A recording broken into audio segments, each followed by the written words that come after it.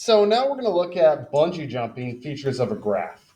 So the function h defines the height in meters of a jumper above the river t seconds after leaving the platform. So this t is time in seconds, and that is our input variable. So we input a time and it outputs the height, which is in meters.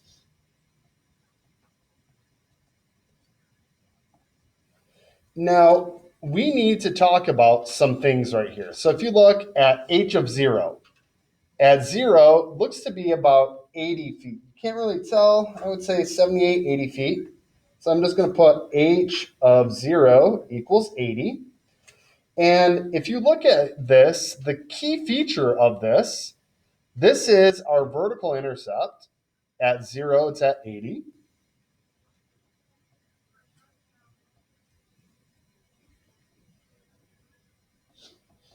But it is also our maximum because we start off at 80, and then once you bungee jump, you never reach the same height. So this key feature is two parts. It's a vertical intercept, which we will list as a point, 0, and we'll say 80. You might estimate that a little bit differently. And then it is also our maximum height, which is 0 and 80. Also, just so you know, graphs do not have to have a maximum per se. They might not have a local maximum. They might keep increasing for forever. And they don't necessarily have to have a minimum. So now here, if we look at the first dip in the graph. So down here, if we're looking at the first dip in the graph,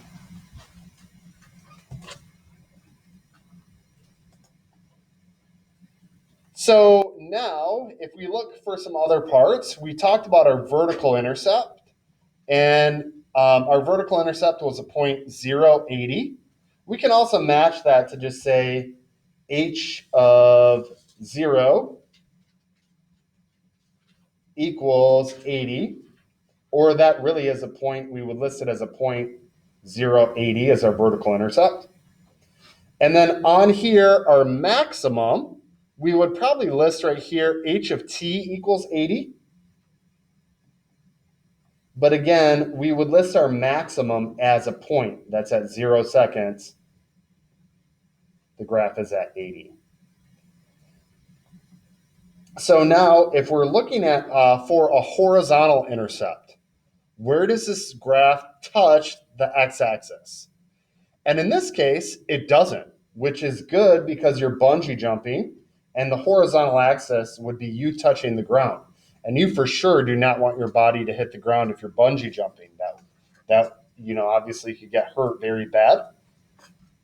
And then if you look, we're looking for our first dip in the graph. So where are you decreasing? Where is the first dip?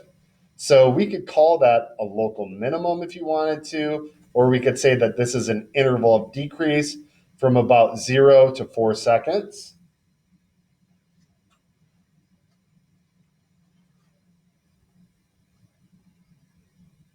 Now, if we're defining an interval of decrease, it starts decreasing after 0 seconds. So we put a parenthesis. I'm just saying after 0, it starts decreasing, and then it stops decreasing at about 4 seconds. So we'll say it stops decreasing at about 4. And then if we're looking at a first peak in the graph, we would call this first peak a local maximum.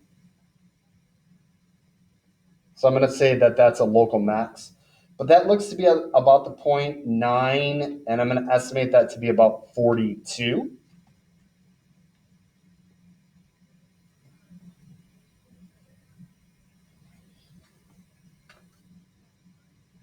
And here it says h of t is 45. So I'll switch that and call that 945. So 9 comma 45. What that means is at 9 seconds, the function is at 45 meters.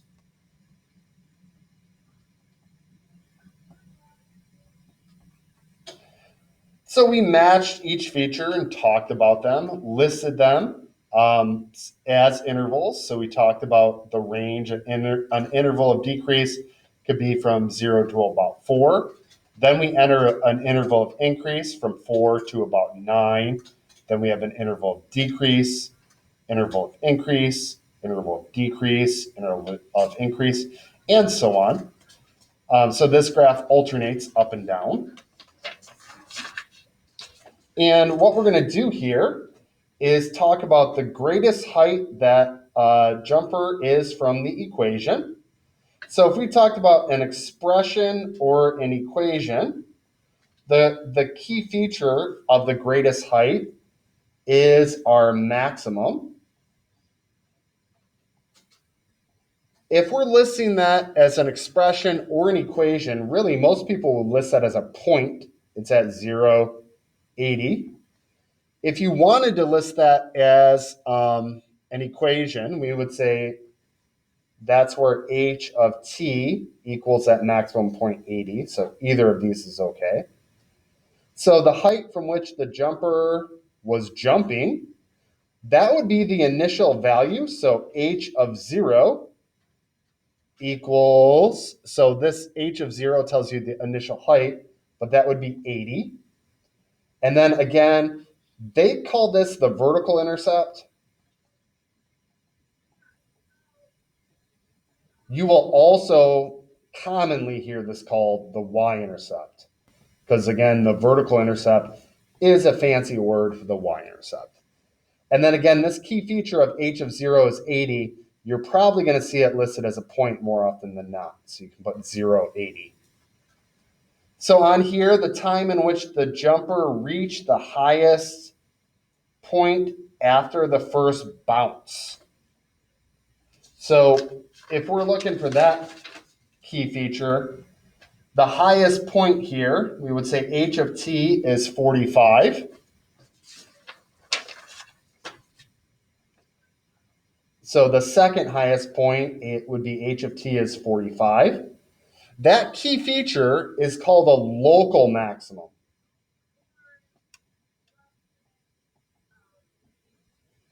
And again, we would more often than not list this as a function, but list it as a point because the maximum is a point. So we would find the x value, which is about 9, and the y value, which is about 45. So again, you would list this as a point as 9 for x and 45 for y. So down here, the lowest point the jumper reached in the entire jump. So what we would call that is the overall minimum.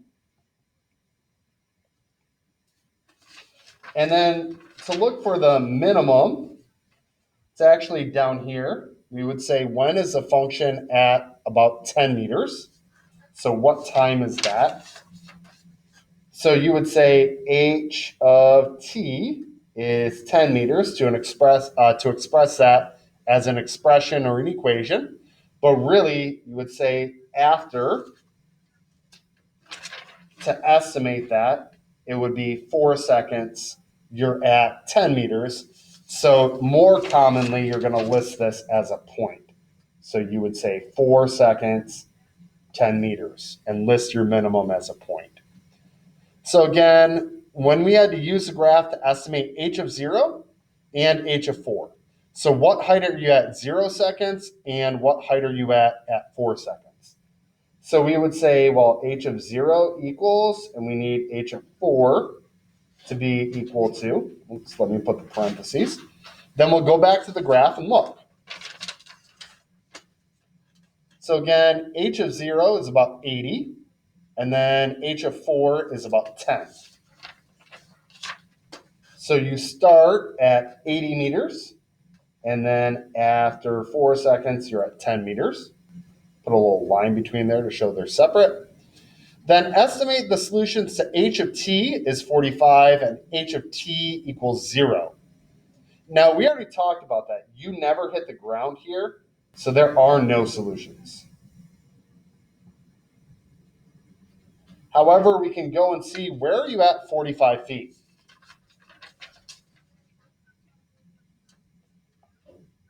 So it looks to be at 45 feet here at about 2 seconds and at 9 seconds.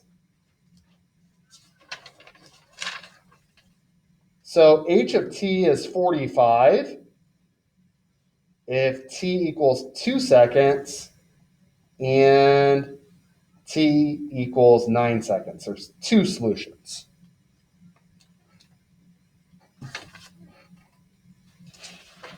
So to talk about some of these key features, we have our vertical intercept or y-intercept. And that's where it touches the y-axis or the vertical axis. It's also known as your initial height. We have a maximum of a graph, so that's the highest point. You list that as a point, 125. The horizontal intercept is also your x-intercept, which here is 3.2 and 0. The minimum of the graph is the lowest point. So in this case, the graph stops at the x-axis, so 3.2, 0. And then we can talk about increasing intervals and decreasing intervals. So an increasing interval is when the graph is going up, and a decreasing interval is when the graph is going down.